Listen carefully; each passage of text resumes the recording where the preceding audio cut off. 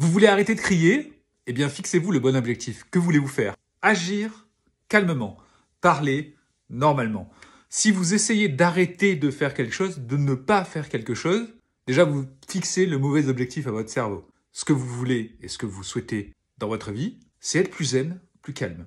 Le cri est un symptôme du stress. Donc ça veut dire que si vous voulez avoir comme objectif de parler calmement, vous devez avoir un objectif préalable de régulation de votre stress. Le cri permet de diminuer le stress. Mais le cri est une agression pour les autres, vous l'avez compris, donc vous voulez cesser. Et par conséquent, revenons sur le problème, le stress. Et le stress, il y a plusieurs manières de pouvoir le réguler. Vous pouvez par exemple verbaliser ce que vous ressentez.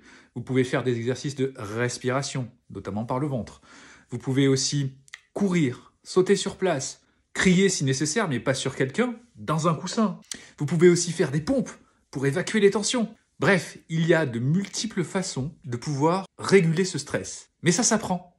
Généralement, nous sommes dans la réaction de stress. Le stress monte, monte, monte, monte et nous déborde. Eh bien, le simple fait de se demander à quel niveau de stress je me situe est une approche de pleine conscience qui fait travailler le cortex orbitofrontal qui est ici et qui va favoriser la régulation du cerveau émotionnel qu'il y a dessous, qui est orienté autour de l'amygdale cérébrale. Moralité, pour ne plus crier, déjà se fixer le bon objectif, je souhaite parler normalement, peut-être même le dire publiquement parce que ça facilite l'atteinte des objectifs, et travailler surtout sur la cause du cri, c'est-à-dire le stress, avec les quelques solutions que je vous propose, et vous pouvez en commentaire proposer les vôtres aussi. Ah oui, et ne vous attendez pas à arrêter de crier du jour au lendemain, cela va demander de la persévérance et surtout de l'encouragement personnel. Donc prenez l'habitude de noter peut-être les moments où vous criez préférentiellement et essayez de localiser, d'identifier les sources potentielles de montée de stress.